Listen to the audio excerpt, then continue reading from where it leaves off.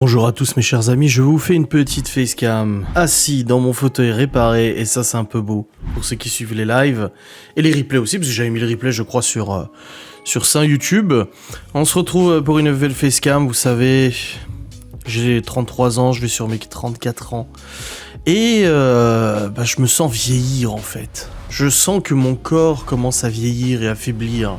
Et c'est quelque chose que je me suis toujours rappelé depuis que je suis tout petit, c'est au niveau du vieillissement, je me suis toujours dit à quel moment de ma vie je me dirais ça y est, j'entame le déclin en fait, tu vois, le déclin physique. Alors bon, je ne suis pas quelqu'un de très sportif, je suis très sédentaire, j'ai travaillé quasiment toute ma vie sur un poste assis devant l'ordinateur, etc. Hormis les trajets en bagnole, les rendez-vous, des trucs comme ça, mais je travaille majoritairement assis, mon cul sur ma chaise. Donc forcément, je n'ai pas une vie très sportive, très athlétique ou quoi que ce soit, qui fait que je pourrais me dire ah ça va pour mon âge je tiens encore le coup ou quoi que ce soit. Et du coup c'est vrai que depuis tout petit je me dis mais à quel moment de ma vie je vais me dire ça y est je suis enfin officiellement vieux ou ça y est j'arrive sur la pente descendante. Et pour m'appuyer du coup sur ce sujet j'ai un article que j'ai pas encore lu mais dont j'ai lu les grandes lignes tout ça, un petit peu le synopsis et tout qui parle du vieillissement et je trouve que ça appuie bien et aussi avec mes expériences personnelles, mon état personnel et ce qui a pu se passer dans ma vie. Pour l'anecdote par exemple, il fut un temps où j'étais plus jeune et j'ai vu mon père courir.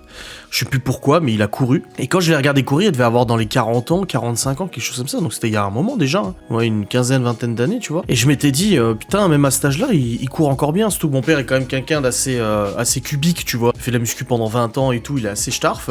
Et de le voir courir, je m'étais dit, waouh, est-ce que moi, à son âge, j'arriverai encore à courir, tu vois. Et du coup, je me souviendrai toujours de ce moment-là parce que je crois que j'arrive à un moment où, tu sais que quand je viens à devoir courir, je me dis, j'arrive encore à courir. Putain, c'est con que j'ai que 33 ans, j'en ai pas 50, tu vois. Mais voilà, c'est des questions que je me pose et tout. Et oui, je vieillis. Là, en 2 ans, j'ai pris un bon coup de vieux.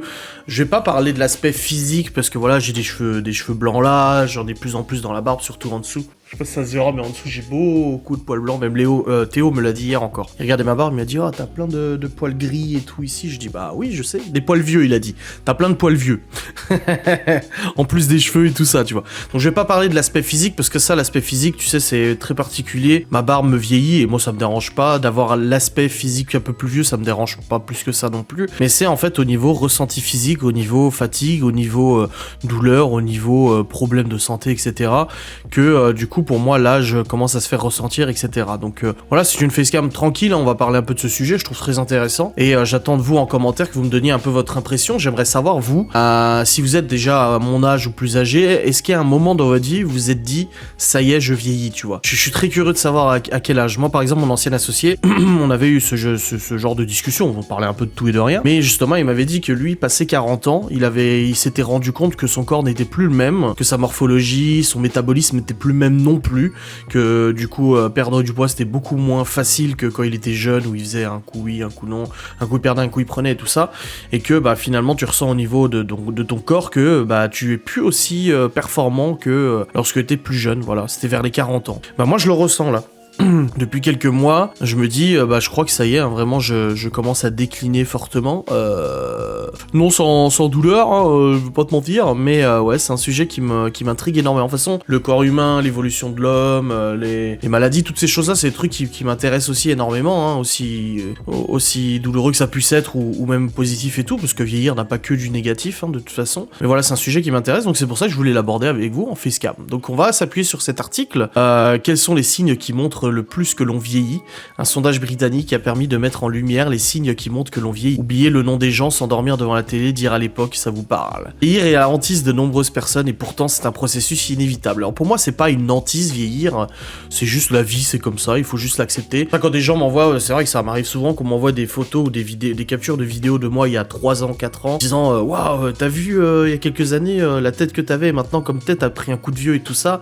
En fait moi ça va, ça m'angoisse pas, c'est pas une hantise. J'assume totalement, surtout que j'ai fait des choix physiques comme la barbe, etc. Moi qui me plaisent et ça plaît pas à tout le monde et je sais que ça que je paraîtrais largement plus jeune si j'étais mieux rasé, enfin plus rasé, etc. Mais moi voilà, ça me dérange pas, je suis comme je suis, donc voilà, c'est pas un truc qui me provoque de la hantise. L'un des effets les plus visibles de la prise de l'âge est bien sûr la perte des aptitudes physiques. Ah, on y est. Les gros efforts deviennent de plus en plus difficiles à faire et le geste perd de sa rapidité. Mais il existe tout un tas d'autres indices qui prouvent que l'on n'est plus si jeune, d'après un large sondage mené auprès de 2000 personnes par la branche britannique de la société Futurio, qui propose des services de coach en entreprise. Bah, c'est ce que je vous ai dit, le fait de courir, le fait de porter des choses, le fait de bouger et tout. Je trouve que là-dessus, au niveau rapidité, ça va, je suis toujours pareil. Après, bon, je suis gros, donc forcément, ça vient un peu bloquer le truc, ça vient un peu fausser en fait mes impressions, parce que si ça se trouve, je ferais 20-25 kilos de moins, bah, je serais peut-être je serais peut-être un peu plus en forme et j'aurais pas ce genre d'impression, mais c'est vrai que je vois même au niveau de mon père qui a 60 ans cette année, et bah je le vois, il reste toujours en forme et tout, mais on voit qu'il est plus lent dans ses gestes. Là, le buffet qu'on l'a porté, il était fier de dire, ah t'as vu, à 60 ans j'ai encore porté et tout, mais on voit que ça commence à fatiguer quand même pas mal, tu vois, ce qui est tout à fait logique. Et ben moi, avec 27 ans de moins, et ben je vois que par exemple quand je dois courir, des choses comme ça, bah oui, je pense que je cours plus lentement. et je vois vraiment le corps humain comme un mécanisme qui vieillit, en fait, comme un moteur de bagnole qui commence à perdre un peu en rendement, etc. Je vois vraiment le corps humain comme une machine, en fait. Une machine qui dure pas éternellement, et une machine qui, au bout d'un moment, bah, il y a besoin de changer de pièce, hein. Ou il y a besoin de faire une petite révision, des choses comme ça, que je n'ai pas encore fait, je sais. Le résultat, criant de vérité, oui, faites le test autour de vous, allez voir, font sourire. C'est parti. Le top 3 se compose des réponses suivantes. Oubliez les prénoms et les noms des gens en première position. Alors, je me suis fait cette réflexion il y a 2-3 jours, parce qu'il y a 2-3 jours, c'était une journée où j'allais pas très bien. Physiquement, je sais pas si ça s'est vu en vlog, mais j'étais pas dans mon assiette. Fatigue, maux de tête, machin, etc. Même si je prends mes médocs, oui, je sais, j'ai des analyses sanguines à faire, on y viendra à la fin. Mais c'est vrai que j'oubliais tout, j'arrivais plus à me souvenir de mots. Il y a des mots que j'arrivais plus à me souvenir, je me suis dit, mais c'est incroyable. J'ai fait des vocaux et tout, et dans les vocaux, plusieurs fois, j'ai dit, attends, comment on dit ça ? Comment ça s'appelle ? Et tout. J'étais complètement paumé. Et du coup, si c'est ça de vieillir, c'est d'oublier des choses, c'est terrible, parce que je crois que vraiment l'aspect qui me fait le plus peur au niveau de vieillir, c'est de vieillir dans la tête. Voilà, c'est et c'est le cas de perdre des capacités cérébrales, de la flexibilité cérébrale, etc. Moi, c'est le truc qui me fait vraiment le plus peur, qui me fout le plus les boules. Autant physiquement, bon, j'arrive plus à courir, j'ai du mal à porter des choses, ok. Mais par contre, au niveau dans la tête, moi c'est un truc qui me fait flipper à mort. Ça par contre, ça me fait flipper. Que mon cerveau soit moins flexible, que je puisse moins en tirer parti et tout ça. Donc ouais, oublier les prénoms et le nom des gens en première position, c'est chaud. Non, là-dessus, j'ai une bonne mémoire. Moi, je suis quelqu'un... J'ai une mémoire photographique. Je sais plus comment ça s'appelle. Les types de mémoire. Attendez, on va regarder ensemble. Mais type de mémoire. Il existe 5 types de mémoire. Il y a la mémoire de travail. On va regarder ensemble. La mémoire de travail, c'est la mémoire du présent. C'est elle qui permet de retenir une phrase dictée par l'enseignant pour pouvoir l'écrire et écouter et prendre des notes. On peut utiliser des connaissances stockées dans la mémoire à long terme, retenir des nombres énoncés pour les multiplier, comme les tables. Alors, est-ce que j'ai une bonne mémoire de travail ? Oui, je pense que ça va. Oui, j'arrive à retenir les choses facilement. La mémoire sémantique, c'est la mémoire des connaissances acquises sur soi, sur le monde. Elle concerne le sens des mots, le savoir sur les objets, les lieux ou les personnes. Quel est le nom du président italien ? Combien y a-t-il de jours dans l'année ? À quelle famille appartient la chauve-souris ? Moi, je pense que j'ai une bonne mémoire sémantique aussi. Je pense que ça va. On m'a toujours dit que j'avais une bonne mémoire. Hein. La mémoire épisodique, c'est la mémoire des événements vécus. Celle qui nous permet de nous situer dans le temps et dans l'espace. Je raconte mes vacances passées en Finlande. Je suis plus en Finlande. Je suis plus en vacances. Je le serai bientôt. Cette mémoire se constitue entre 3 et 5 ans. Elle est très liée à la mémoire sémantique. Mettre des mots sur ce qu'on a vécu. Là-dessus, alors oui, c'est ce que moi j'appelle la mémoire photographique en fait. C'est que j'arrive à avoir des souvenirs. Et c'est pour ça que quand j'écris mon bouquin, c'est assez facile. Parce que j'ai toujours eu cette mémoire-là où je me souviens, mais de trucs parfois qui sont totalement futiles. Et c'est ces petits trucs-là futiles qui, je trouve, apportent un petit peu son grain de sel dans mon récit ou dans ce que je raconte et tout. Que ça soit dans mon bouquin ou quand je parle avec des gens ou à l'oral je raconte des choses. Des fois, je dis, ah bah, quand j'avais 6 ans, il s'est passé ça. Et je suis capable de décrire la scène parce que je me souviens parfaitement du moment où ça s'est passé, où je l'ai dit, où je l'ai vécu, ou quoi que ce soit, tu vois. Par exemple, la première fois que j'ai parlé à Laura, je lui ai dit, je me souviens exactement de ce que je cuisinais, ce que je faisais, dans quelle pièce j'étais, qu'est-ce que j'ai dit, comment je tenais mon téléphone. En fait, comme si ça avait enregistré, j'avais fait record, comme je fais avec une caméra, et boum, boum, boum, boum, ça record, et je m'en souviens, tu vois. Pareil pour notre rencontre avec Laura, ou même quand ça remonte à bien plus longtemps, il y a 10-15 ans, même des trucs de mon enfance, le jour où j'ai découvert que j'avais pas le bac, tu vois, par exemple, que j'avais raté le bac, j'ai encore la scène dans la chambre, dans mon lit, devant mon PC portable, etc. et tout.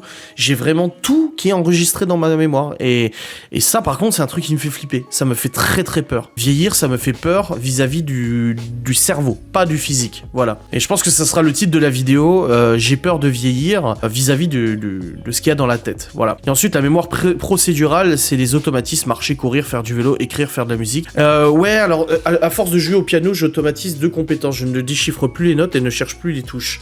Moi, c'est un truc qui me fait un peu peur aussi, c'est que autant je peux regarder des reportages, lire des bouquins, des choses comme ça, et j'arrive à plutôt bien retenir les choses et tout, pas besoin de relire plusieurs fois. Je lis d'ailleurs très vite. On me l'a déjà dit que j'avais une... En fait, je lis pas tous les mots. Quand je lis une page d'un livre, ça m'arrive des fois de sauter certains mots, et puis de comprendre totalement ce qui se passe, etc. Et d'y revenir, je me dis, merde, ce mot, je l'ai pas lu, mais en fait, je l'ai pas lu parce qu'en fait, mon cerveau l'a lu, mais j'ai pas eu le mécanisme de le lire dans ma tête, tu vois. Et par contre, c'est un truc qui me fait flipper. Par exemple, quand j'étais plus jeune, je faisais beaucoup de guitare, elle est là, et je connaissais plein de morceaux de guitare. Et maintenant, quand je rejoue, il y en a plein que j'ai oublié. Alors, à force d'essayer de les refaire, ils reviennent, mais j'en ai oublié plein. Et quand je fais du piano, de la batterie, du kalimba ou autre, parce que je fais un peu tous les instruments qu'il y a ici, quand je fais du piano, surtout la batterie, ça va encore, mais quand je fais du piano, je me rends compte que quand j'essaie d'apprendre un morceau, alors je l'apprends, je le joue, machin et tout ça, et je me dis, mais comment tu peux retenir des morceaux qui durent 5 minutes? Quand tu vois les mecs, je regarde beaucoup de vidéos ils vont dans les gares et tout, ils se filment en train de jouer au piano dans les gares et tout, de tête, ils te rejouent Chopin, machin, etc.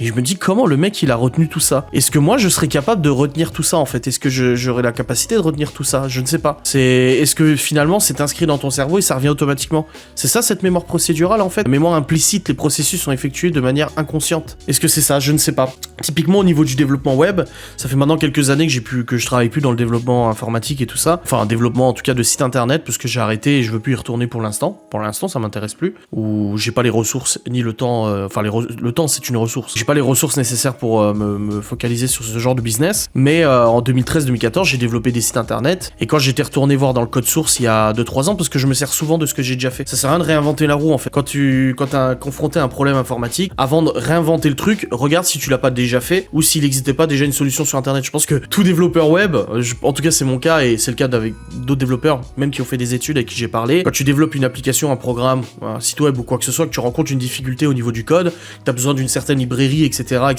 et ben, je crois qu'on passe tous soit 50% de notre temps de développement à être sur internet à chercher des codes, tu vois. Ça sert à rien de réinventer le truc. Et ben, quand en 2017 ou en 2018, j'avais retapé dans le code parce que j'en avais besoin pour développer un site internet de fringues et tout ça. J'étais allé retaper dans le code. Au début, au premier abord, tu dis, waouh, mais c'est moi qui ai fait ça, qui est des dizaines de milliers de lignes de code, voire même plus, des centaines de milliers. Mais j'ai codé ça, moi. Comment j'ai fait? J'ai réussi à faire ça, tu sais.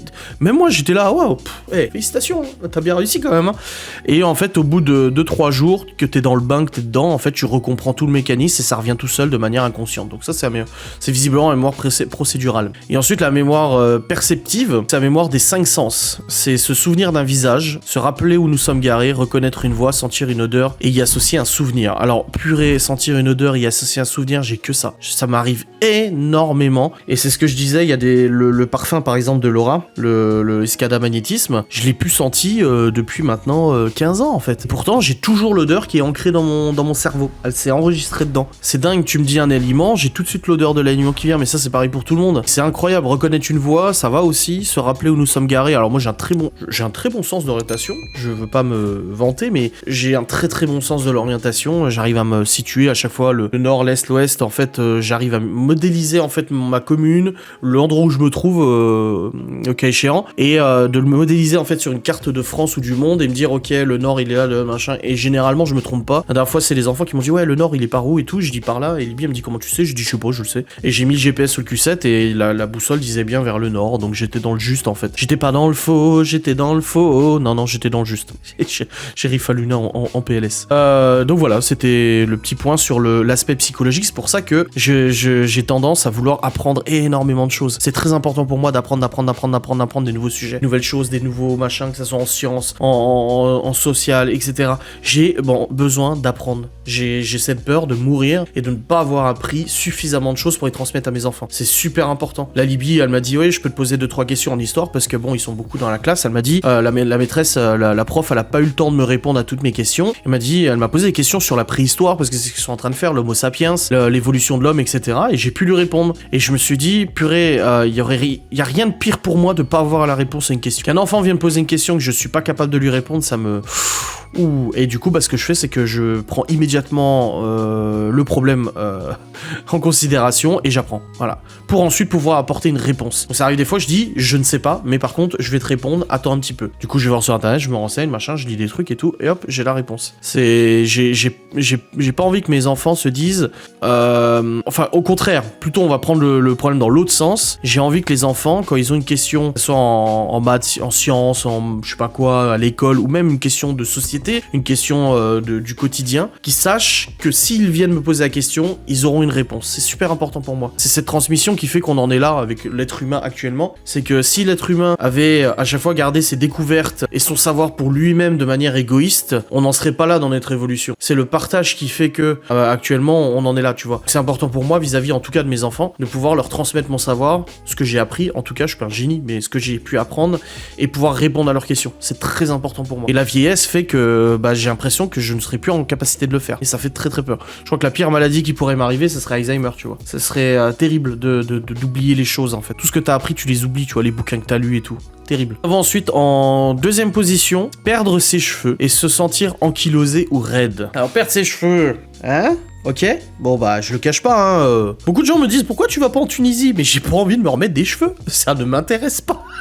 Alors oui, ça m'embête que je perde un petit peu de cheveux, oui ça m'embête un peu. Mais de toute façon je le savais parce que dépassé mes 20-22 ans, je commençais déjà à en perdre ici. Hein. Si je regarde des photos quand j'avais 20-25 ans, j'en avais beaucoup plus de cheveux ici. Et puis là, j'en perds aussi, mais après c'est la vie, c'est comme ça, qu'est-ce que je te dise. Et je comprends les gens qui vont en Tunisie se remettre des cheveux, y a pas de problème, chacun fait ce qu'il veut. Mais moi ça m'intéresse, mais vraiment pas. Je préfère laisser la nature faire. En fait. Je suis pas du tout fan de la chirurgie esthétique déjà de base. Je suis pas fan de ça. Je suis plus pour l'état naturel des choses, machin, etc. C'est comme Laura, des fois, elle se maquille pas. Je lui dis, t'es jolie, j'aime bien quand t'es pas maquillée.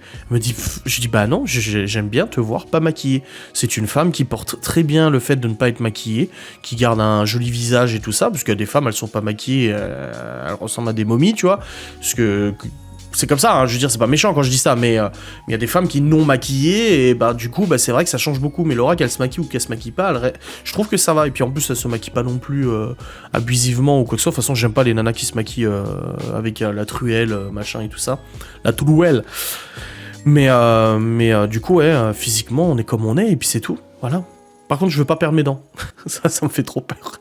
Là, au niveau du vieillissement, s'il y a bien un truc, je vous dis, moi, c'est mes dents. Je suis très fier de mes dents. Alors, elles sont pas blanches, elles sont quand même teintées, hein. Je bois du coca, machin et tout, forcément. Mais j'ai, à ce jour, jamais perdu une seule dent. J'ai plus de caries depuis mon adolescence. Elles sont en bonne santé. Je suis allé chez le dentiste il y a 3 ans. Il m'a dit que tout allait bien. Faudrait que j'y retourne, je sais. Mais du coup, non. Mes dents, j'en suis plutôt fier, et c'est vrai que si demain je perds une dent, ça me fait très peur. J'ai très peur de perdre mes dents. C'est... Alors, le top 10 contient, entre autres, parler souvent de ses articulations douleurs. J'en parle tout le temps. Ouais, j'ai les genoux. Alors moi, c'est sur mon corps, ce qu'il y a de... On enlève le côté hypertension, le côté mal de crâne et tout ça, parce que ça, c'est sous traitement, sous réserve de faire d'autres examens, les douleurs au cœur et tout ça, on met de côté. Par contre, au niveau articulation et tout ça, ouais, alors moi, les zones les plus fragiles de mon corps, c'est les genoux. Alors, je pense que j'ai une ossature assez costaud, parce que vu les chutes que j'ai pu avoir et tout, j'ai jamais eu de fracture, mais du coup, au niveau de la fragilité, c'est les genoux. Surtout le genou gauche. En fait, il y a une quinzaine d'années, j'ai fait un faux mouvement au niveau du genou, ça m'a fait très très mal, j'étais allé voir un ostéo et tout, j'ai eu mal pendant des mois, et maintenant en fait je suis très fragilisé du genou. Quand je me lève, si je prends appui sur ma jambe gauche, mon genou il fait... Mais réellement, Laura l'a déjà entendu, elle m'a dit c'est quoi ce bruit, je dis c'est mon genou, ça fait... Et après j'ai mal pendant 3 jours.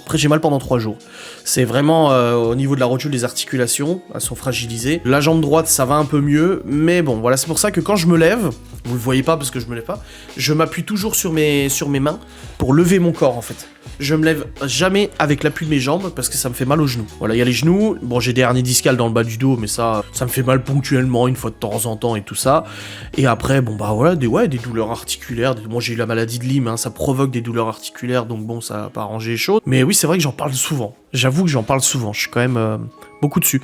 Et c'est ce que je dis en vlog souvent. On en parlait avec ma mère et Laura il y a 2 jours, quand ils sont venus samedi. On parlait de ça et je disais, c'est vrai que j'ai tendance, moi, à souvent me plaindre d'avoir mal à la tête, d'avoir mal là, d'avoir mal là, d'avoir mal là. L'autre jour, j'avais mal au doigt. Le doigt, il me faisait mal et tout ça. Mais même si je me plains, je bouge quand même mon cul, en fait. Je fais le ménage, je travaille, je m'occupe des enfants, je m'occupe de la maison, de l'administration, des choses comme ça, en fait. Tu vois, oui, je me plains, mais pourtant, je suis pas allongé dans le lit en PLS à l'article de la mort, quoi. Je veux dire. C'est ça le truc, c'est très important pour moi de le préciser. Le jour où je vous ferai une story en vous disant là actuellement je suis dans le lit, je ne peux plus bouger, je ne ferai pas de vlog aujourd'hui, c'est que ça va vraiment, mais vraiment pas. Laura peut vous le dire, il y a des fois où j'ai vlogué, où physiquement j'étais pas bien du tout, et j'ai vlogué quand même parce que, et je vous le disais, je suis pas bien aujourd'hui, j'ai vlogué quand même, c'est mon travail et ça me plaît, tu vois. Donc ouais, c'est comme ça. Ensuite nous avons gémir lorsque l'on se baisse. Oh putain, tout le temps. Oh grave. Quand je m'abaisse pour ramasser un truc, porter un truc autre, je suis toujours le gémissement parce que comme je vous dis, j'ai mal aux genoux. Moi, c'est surtout les genoux. Donc quand je m'abaisse, ça me fait mal aux genoux. Donc ouais, c'est vrai. Ouais. Ne plus retrouver ses clés, son sac, ses lunettes. Ah non, ça, j'ai pas de problème avec ça. Je pense que c'est pour ça mon cerveau, il marche encore à peu près. Par contre, Laura, putain, elle perd tout le temps ses affaires. Elle égare tout le temps sa carte bancaire, surtout sa carte bancaire, parce qu'en fait, elle met pas sa carte bancaire dans son porte-monnaie, elle la met dans son sac. Mais vu qu'elle a 3 sacs, et ben elle switch entre chaque à chaque fois. Elle rentre, elle pose la carte bancaire à la cuisine, et puis après elle se dit ah bah je vais pas la laisser traîner, je vais la mettre là. Et puis après elle oublie qu'elle l'a mis là et machin. Alors souvent elle me dit elle est où ma carte bancaire? Je dis bah elle est là ta carte bancaire. Ah ouais. Elle traîne tout le temps. Dans la maison, hein, je vous rassure, pas à l'extérieur. Ou encore dire à l'époque. Tu te souviens à l'époque? C'est ça, et le fait aussi que nos acteurs de notre jeunesse commencent vraiment à prendre de l'âge, ça nous fait rendre compte que nous aussi on prend de l'âge. Là par exemple, Sylvester Stallone, 70 ans ou 75 ans, je sais plus, on en parlait dans la voiture et tout, et c'est vrai que bah, il a pris un sacré coup de vieux. Alors que nous, quand on était gamin, moi je l'ai connu dans le film Cliffhanger, tu vois. Donc il était jeune encore, et puis maintenant c'est vrai que tu te dis, si les acteurs de ta jeunesse vieillissent, c'est que tu vieillis aussi, donc ça te rappelle irrémédiablement en fait ta propre condition de vieillir. Et il y a aussi le fait que bah, moi j'ai toujours eu ce réflexe de comparer avec les gens dans la rue, où je voyais des jeunes dans la rue ou autre. Quand j'avais 15 ans, je me disais ah putain ils ont 18-20 ans, c'est des grands. Et puis quand j'ai eu 20 ans, je voyais les gens qui avaient 30-35, je me dis ah vache, ils ont déjà 30-35. Maintenant que j'en ai presque 35, quand je vois les gens dans la rue, bah, j'ai plus ce regard en voyant des gens de 40-50 ans en me disant machin. Je regarde plutôt les plus jeunes en me disant putain en fait tu vois, je suis plus vieux qu'eux. Et souvent ça me surprend de me dire mais en fait je suis plus vieux. Par exemple le prof de Malone là avec qui je vais faire de la boxe, je suis sûr qu'il est plus jeune que moi. C'est ça qui est ouf, je suis sûr qu'il est plus jeune que moi. Et c'est quand tu commences à te rendre compte que dans les administrations, dans ton quotidien, etc., t'as tendance à plus croiser de jeunes que de vieux, que tu te dis merde, les copains de Malone qui m'appellent monsieur. C'est bon quoi, non. Ça fait trop bizarre. C'est fascinant de voir que la moitié des répondants considèrent les douleurs articulaires et la raideur comme des signes de vieillesse. Les genoux représentent la source de douleur la plus régulièrement citée. Les signes mentionnés apparaîtraient en moyenne à l'âge de 41 ans, c'est-à-dire, et c'est à 57 que les sondés se considèrent comme officiellement vieux. C'est pourtant un âge assez vieux. Ouais, mais bon, après, c'est exponentiel. Hein. Les problèmes de santé sont exponentiels à cet âge-là, je pense. Parmi les réponses comprises entre la 10 et 20e place, on retrouve choisir des vêtements et des chaussures pour le confort plutôt que pour le style. Bon, moi, j'ai jamais été super axé sur la mode, la fringue et tout ça. Je porte ce que j'ai envie de porter, et puis je suis bien comme ça, et puis je m'en fous, en fait. Voilà, des fois, Laura me dit, tu sors comme ça, je dis, oh, genre, à la foutre. Avec un t-shirt troué ou des taches dessus, elle me dit, ah, t'as sali ton t-shirt avec le plâtre ou la peinture, tu vas pas sortir comme ça. Je suis genre, à la foutre, moi. S'endormir devant la télé tous les soirs, bah moi non du coup parce que je suis souvent plus sur l'ordi que la télé. Dire les choses étaient différentes quand j'étais jeune, c'est vrai. Se plaindre le plus souvent, bah oui. Faire la sieste l'après-midi, alors ça on y vient après. Et se réveiller encore fatigué. Certains résultats vous parlent, non, 47% des personnes interrogées ont confié que perdre la mémoire est leur plus grande crainte. Quand 29% s'inquiètent davantage de la baisse de leur forme physique. Plus d'un sondé sur 3 a peur de finir ses jours seul, et 1 sur 5 ne peut se faire à l'idée que son apparence avantageuse se dégradera. L'adage, l'âge c'est dans la tête, est vrai pour 3 personnes sur 4. Ce qui est pas étonnant quand on sait que plus de la moitié des adultes se sentent plus jeunes qu'elles ne l'est réellement. Les gens seraient de plus en plus nombreux à prendre les devants sur la vieillesse en notant des changements de mode de vie à partir de la quarantaine, comme réduire sa consommation d'alcool, arrêter de fumer, se mettre au sport et cuisiner des aliments plus sains. On termine avec une sélection des signes de vieillesse cités qui nous ont le plus plu: se plaindre de la merde à la télé quand se rendre à un festival devient une idée cauchemardesque, ou encore sentir qu'on a le droit de dire ce qu'on veut, même quand c'est pas poli. Ouais, alors là, il y a plusieurs choses à aborder. La première, c'est les gens qui ont peur que leur apparence avantageuse se dégrade. Oh, j'en connais. Je connais des gens qui ont cette angoisse que l'apparence change, vieillissent et qui se retrouvent du coup à avoir l'âge qu'ils ont, en fait, tout simplement. Moi, je m'en fous de ça, donc ça me dérange pas. La mémoire, bah, je vous en ai parlé. La baisse de la forme physique, oui, mais moi c'est plus la mémoire et tout ça. Et par contre faire la sieste et se réveiller, alors moi vous savez je suis quelqu'un qui a pas besoin de beaucoup de sommeil. J'ai pas besoin d'énormément de sommeil pour être en forme la journée et tout ça. Mais il est vrai que j'ai passé, je vous ai fait une facecam là-dessus, je vais pas en revenir en détail, mais je vous ai fait une facecam sur le fait que pendant longtemps j'ai travaillé beaucoup la nuit, en 2016, 2017, 2018, 2019. Je travaillais jusqu'à 3-4 heures du matin, je me levais à 7h30 pour emmener les enfants à l'école, je faisais pas de sieste et j'enchaînais toute la journée. Et j'étais plutôt fier de cette forme physique parce que je me disais, tu vois, j'ai pas besoin de beaucoup de sommeil, j'arrive à gérer, je suis costaud et tout ça. Et en fait, depuis qu'on a emménagé ici, bon, depuis que ma vie a changé, en fait, tout simplement, depuis que ma vie a changé, et ben, je me rends compte que j'ai besoin d'un peu plus de sommeil que ce que je pensais. Que terminer à 3h, 4h du mat, c'est très difficilement possible à l'heure actuelle. Et que le matin, je suis plus fatigué qu'avant. Et ça fait maintenant quelques mois que... alors, des fois, je dors mal, des fois, je dors bien. Bon, bah, ça, c'est les aléas. Mais même quand je dors bien, je me rends compte que le matin, j'ai plus de mal à me lever. Quand c'est pour un rendez-vous, un truc comme ça qu'il faut se lever, je me lève. Hein. C'est tac-tac, je me lève, je m'habille, je pars. Pas de problème. Mais quand je me réveille, mais que j'ai pas, en gros, je mets mon réveil à 8h, 8h30 pour ne pas gâcher ma matinée au niveau du travail et tout ça, mais que j'ai pas personne qui m'attend, j'ai pas de rendez-vous et tout, c'est vrai que c'est un petit peu plus difficile de me lever et je végète un peu plus dans le lit et j'ai un peu plus de mal. Et ensuite, concernant la sieste, alors moi j'ai jamais fait de sieste de ma vie, jamais, mais depuis 1 an et demi, 2 ans maintenant, depuis qu'on est emménagé ici, je me rends compte qu'il y a parfois où j'ai besoin d'une sieste. Alors si je la fais pas, je serai pas en PLS, ça veut dire que je vais pas tomber d'inanition par terre, convulsé et tout ça, non. Mais je me rends compte que faire une petite sieste me fait beaucoup de bien, me fait énormément de bien, et je me retrouve un peu plus en forme pour terminer la journée. Et ça, je me demandais, est-ce que c'est mon sommeil qui fait que je suis plus fatigué qu'avant et tout? Non, je pense qu'en fait c'est la vieillesse. Je pense qu'en fait que je vieillis, bon bah au niveau santé je suis pas non plus le plus en forme, et que du coup, inévitablement, j'ai besoin de plus de sommeil, où la journée me consomme plus de calories qu'avant, où ça me demande à mon corps plus d'efforts du coup pour tenir debout. Voilà. Donc c'est vrai que la sieste, alors j'en fais pas tous les jours, mais ça m'arrive une fois de temps en temps de m'assoupir une petite demi-heure comme ça et de faire une petite sieste. Souvent c'est quand je suis en train de charger des fichiers de la caméra, je vois qu'il y a une demi-heure de chargement, je vais m'allonger sur le lit, je mets mon réveil dans une demi-heure, et puis une demi-heure après, boum, le réveil saute, je me réveille, et puis je me lève, et puis je me sens un peu plus en forme. Là, dimanche, comme je l'ai dit, je sais pas si j'ai dit dans le vlog ou la facecam, mais dimanche on regardait un dessin animé avec les enfants et tout, on était devant la télé, et je me suis assoupi pendant, je sais pas, 15-20 minutes. Les enfants étaient tous contre moi et tout, et je les ai entendus mon dire, chut, faut parler doucement, il y a papa qui dort. J'ai fait une mini sieste comme ça. Et ça fait grave du bien, ça fait vraiment du bien. J'en ai besoin des fois, hein, et j'avais tendance à me dire non, et vous pouvez demander à ma mère, enfin j'ai toujours, vous pouvez demander à ma mère peut le confirmer. Ma mère me dit souvent, fais une sieste, et je lui dis non, j'aime pas faire des siestes, c'est gâcher la journée, c'est perdre du temps et tout. Mais en fait, je me rends compte que ça fait vraiment du bien de faire une petite sieste en fait. Ça fait vraiment du bien. Donc voilà, pour le dodo et tout ça. J'avais dit au début de la vidéo, mais on a fini là. J'avais dit au début de la vidéo qu'on y viendra à la fin, mais je sais plus quoi. Tu vois, j'ai parlé. Moi j'improvise, hein, mes vidéos sont comme ça, moi j'improvise totalement, je vous raconte ce qui me vient à l'idée et tout, et j'ai pas de... Je calcule pas tout ce que je vais dire. Donc j'espère que cette vidéo vous aura plu sur ce sujet de la vieillesse. N'hésitez pas à réagir en commentaire, liker, commenter comme d'habitude, partagez la vidéo si elle vous a plu, vous abonner, activez la cloche, et je te fais le package du youtubeur là, et tout, et on se retrouvera bientôt pour une nouvelle vidéo. J'espère qu'en tout cas ce sujet vous aura plu. Si vous en voulez d'autres comme ça, n'hésitez pas. Si vous avez d'autres idées de sujets, allez-y, hein. Je dirais, moi je le dis jamais, mais j'ai des idées de facecam et tout, mais vu que je produis une facecam par jour, ce qui est quand même beaucoup, si vous avez parfois des idées de facecam que vous aimeriez bien voir, n'hésitez pas. De toute façon, je lis tous mes commentaires, que ce soit en vlog ou en facecam, je lis tous mes commentaires. Donc si vous avez une idée de facecam qui vous vient, mettez-le en commentaire, ça serait bien que tu parles de ça. Et puis voilà, je verrai si c'est intéressant de le faire, et puis je vous ferai une petite facecam. Voilà. Allez, des bisous, passez une bonne journée, un bon dodo, peu importe où vous êtes. Et puis assumez votre âge, c'est pas un problème. Salut.